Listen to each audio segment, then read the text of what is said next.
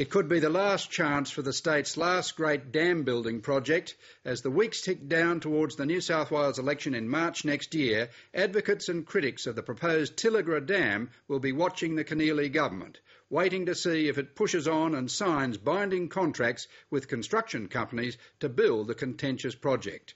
The state opposition says it doesn't support the dam, but if it wins government next March, it may still proceed with the project if the deal has already been done. So will Christina Keneally move to commit the state to the massive reservoir that critics say is unnecessary? If the Premier does so, it will be in spite of concerns raised by independent experts and her own Department of Planning suggesting that the case for building the dam has been exaggerated. Nick Grimm reports. It's not a pristine river. It's not a national park. It's not flowing out of wilderness. It's not the Gordon Splits in the Franklin.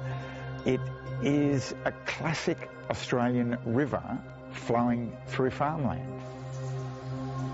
2 years ago, Stateline joined Ken Rebelli and his daughter Freya on the banks of the Williams River, where the Hunter Water Corporation wants to build the proposed Tilligra Dam. But does this valley need to be sacrificed to ensure that there are adequate water supplies for Freya's generation, for example?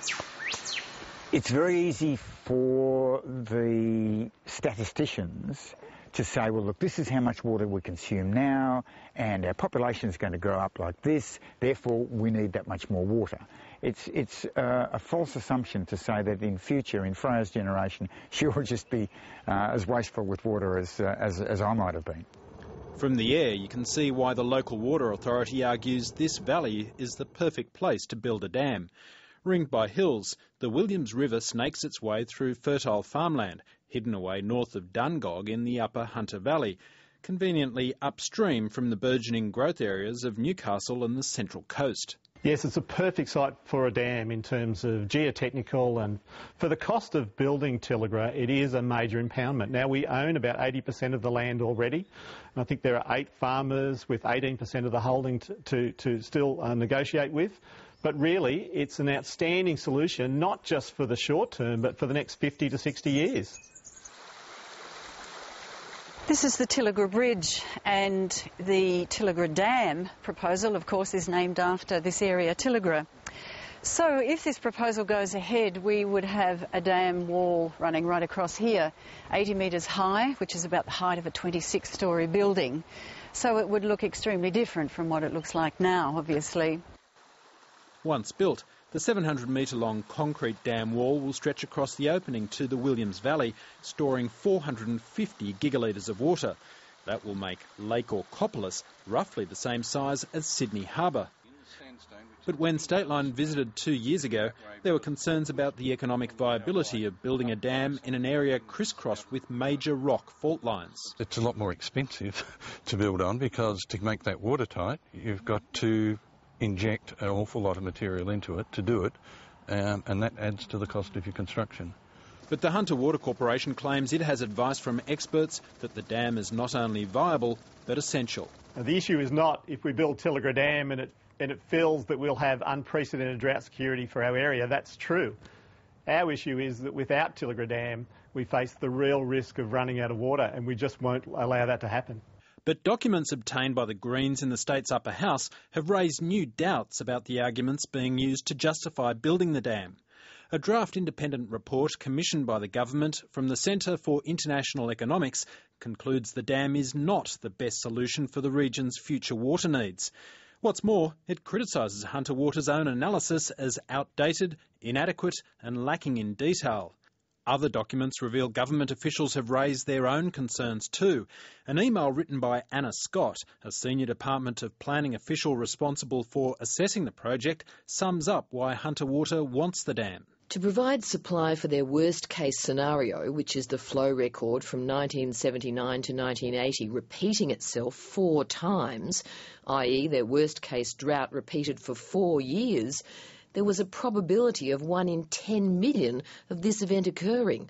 This criteria alone underpins the justification for needing the dam.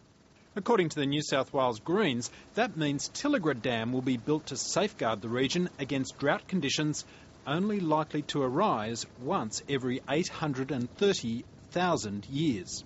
The documents that were produced on the order of the Upper House show that Hunter Water is planning for a 1 in 10 million probability of needing drought contingency measures. To benchmark that number, Sydney Water uses a 1 in 100,000 probability. So what Hunter Water is trying to do is to make the Hunter region 100 times more drought-proof than Sydney. That drives ridiculous investments in things like Tilligra Dam that will buy a very small increase in real drought security for a huge economic and environmental cost. The New South Wales planning documents also suggest Hunter Water may have over-egged the pudding in other ways as well. There's concern that Hunter Water has overestimated the impact of the area's worst drought on record on existing water supplies. This drought sequence is multiplied 4 times. If there's an error in their modelling, this error would be compounded 4 times. In other words, Hunter Water's 1 in 10 million risk factor could itself exaggerate the threat of the region running out of water. The documents also question whether Hunter Water has underestimated how long it will take for the new dam to fill with water, and as a consequence would provide less protection in the event of a mega drought scenario. Even so, the Managing Director of Hunter Water says the dam needs to be built, no matter what. Kevin Young challenges critics of the dam to come up with detailed and fully costed alternatives. Look, if we get Tilligra and it fills, we will have great drought security, as they have mentioned. But without Tilligra, our storages drop faster than every other city in Australia, bar none. And that means that we don't have time to build desalination. So the chances of this city running out of water are real at much lower odds. And if that happens, if a city runs out of water, you know, the business, the economics of the area, the social fabric is destroyed. We're just not going to gamble with this city's water future. The state's second largest city bone dry, the region's social fabric ripped apart, fear and chaos in the streets. Certainly no laughing matter, though the government could see the funny side of Tilligra as the Water Resources Minister reminisced in Parliament about Sydney's Warragamba Dam. They started building Warragamba Dam in 1942 and it involved 1,800 workers, and it only took 20 years to build, about the same time as another one I'm trying to build. This workforce... Order. Please don't encourage the Minister. The question is, in how big a hurry is the Minister to build Tilligra? The state election is just months away, and with the opposition saying it doesn't support the dam, the Keneally government may be tempted to sign a watertight contract with a dam builder before going to the polls. The Liberals and Nationals don't think this dam is supported by scientific evidence. It's not supported by the community. It was always about the Labor government covering up for their own scandals. We're saying don't sign contracts, don't go ahead with this dam, and put it back on the put it back to the community. We think the dam should be cancelled right now. We welcome the coalition coming onto the no dam side. That's a big step forward.